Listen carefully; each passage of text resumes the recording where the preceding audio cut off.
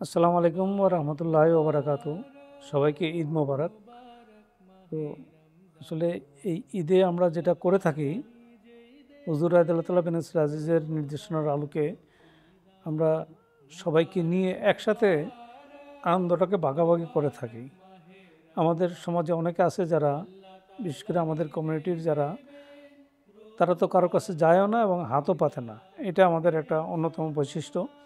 সে আলোকে তাদের এই খুশিটাকে আমাদের সাথে একত্রিত করে আমরা যেন নিজেদের মধ্যে আনন্দ, মানে খুশিটাকে ভাগাভাগি করে নিতে পারি, এই জন্য তাদেরকে আমরা চেষ্টা করি আমাদের সাথে সব কিছুতে সামিল করার জন্য।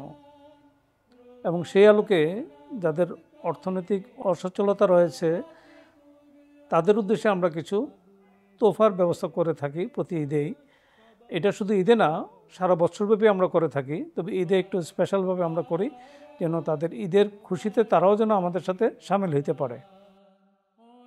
জামাতের মধ্যে যারা সুবিধাবঞ্চিত আছেন, যারা কিনা মানে তাদের মানে সুবিধাবঞ্চিত ব্যাপারটা হচ্ছে যে কোরবানি করতে গিয়ে তাদেরকে সুবিধাবঞ্চিত থাকতে হচ্ছে, এই ধরনের লোকদেরকে আমরা জামাতি ব্যবস্থাপনায় আমাদের সাথে একইভাবে ঈদে যেন তারা আমাদের সাথে অংশগ্রহণ করতে পারেন, সেটাকে আমরা সুনিশ্চিত করতে চাচ্ছি। যেমন আমারই একটা ঘটনা আছে যেটা আমি প্রত্যক্ষ করেছি, যে একজন ভদ্রমহিলা, তার হাজবেন্ড তাকে তার হাজবেন্ড ভিন্ন ফিরকায় চলে যাওয়ার পর তাকেও সেখানে চলে যেতে বলাতে তিনি সেখানে না গিয়ে আহমদিয়াতের জন্য এখানে রয়ে গেছেন। ইসলামের জন্য তিনি তাকে ছেড়ে দিয়েছেন, তাকে পড়াতে তাকে এখন ভীষণ রকম আর্থিক অসঙ্গতির মধ্যে পড়তে হয়েছে, কষ্টে পড়তে হয়েছে।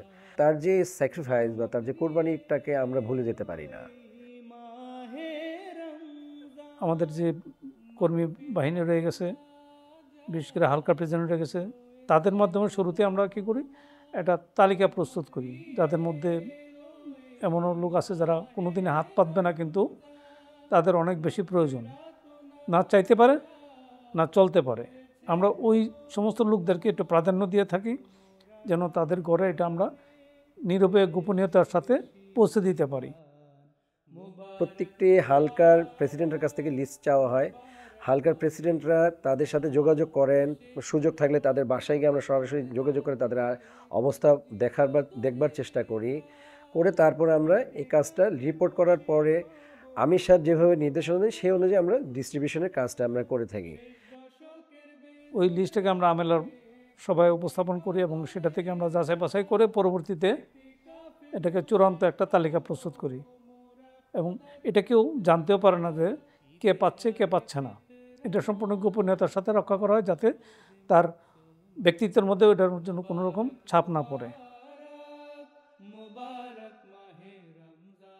আমাদের আমির সাহেবের সাথে একসাথে সভা করে আলোচনা করে বিষয়টা ঠিক করি, আমরা কি কি দ্রব্যাদি কিনবো বা কিভাবে আমরা বিষয়ের প্রক্রিয়াটা শেষ করব। এরপরে আমরা মার্কেটে যাই শপিং করার জন্য। সুবিধাবঞ্চিত লোকদের আমরা যে দিব, গিফট করব, ওটা ক্রয় করার জন্য মার্কেটে গিয়ে আমরা চেষ্টা করি সবচেয়ে বেস্ট ভালো কোম্পানির যে জিনিসগুলি আছে ওগুলি ক্রয় করার জন্য। এটা চিনি আছে, দুধ আছে, তেল আছে, পোলাওর চাউল আছে, ভালো কোম্পানির পোলাওর চাউল আছে, এগুলি ক্রয় করি এবং ওইগুলি ক্রয় করার পর আমরা মসজিদে নিয়ে আসি। মসজিদ আনার পরে ওগুলি আমরা প্রসেসিং করি, প্যাকেট করি আলাদা আলাদা, কাকে কিভাবে দিব। এই সরবরাহের কাজটা আমরা যার যার সুবিধা মতো করে থাকি। কেউ কেউ আছেন এখানে যারা সাইকেল ব্যবহার করেন, কেউ হয়তো মোটরসাইকেল ব্যবহার করেন, বা কেউ হয়তো রিক্সাতে করে একবারে নিয়ে গিয়ে দিয়ে আসেন। আমরা এই কাজটা তাদেরকে মসজিদে ডাকি না, তাদের সম্মান মর্যাদা যেন রক্ষিত হয় সেজন্য আমরা তাদের বাসায় গিয়ে তাদেরকে দিয়ে আসি, যেন বিষয়টা গোপনীয়তা রক্ষা পায়। আমরা জিনিসটাকে এই সুন্দর নিয়মতান্ত্রিকতার মধ্যে করছি, কিন্তু আমাদেরই ভাইরা যারা কিন্তু মসিহ মাহমুদকে মানেননি, যারা মসজিদ মানে সৌভাগ্য পাননি, তারা কিন্তু ইসলামের শিক্ষাটা বুঝছেন না, যে আসলে দানের বিষয়টা এইভাবে দেওয়া উচিত না, যে আমি দান করব সেটা আমাকে প্রচার করতে হবে, সবাইকে দেখাতে হবে, এতে যাকে দেওয়া হচ্ছে তার সম্মান রক্ষিত হচ্ছে না। কিন্তু দেখেন, আমরা কিন্তু ইমাম মাহাদিকে মেনেছি বলে আজকে আমরা এরকম সুন্দর একটা শিক্ষার মধ্যে দিয়ে, একটা নিয়মের মধ্যে দিয়ে জিনিসটাকে পরিচালনা করছি।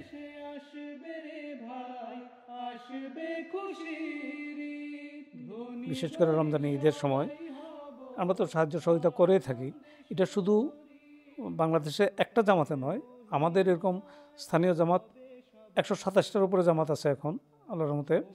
প্রত্যেকটা জায়গায় কম বেশি আমরা এই প্রোগ্রামগুলো বাস্তবায়ন করে থাকি এবং বিভিন্নভাবে করে থাকি নিজেদের মতো করে, আমরা যাতে সবাই ঈদের খুশিতে আমরা একসাথে আনন্দ উপভোগ করতে পারি।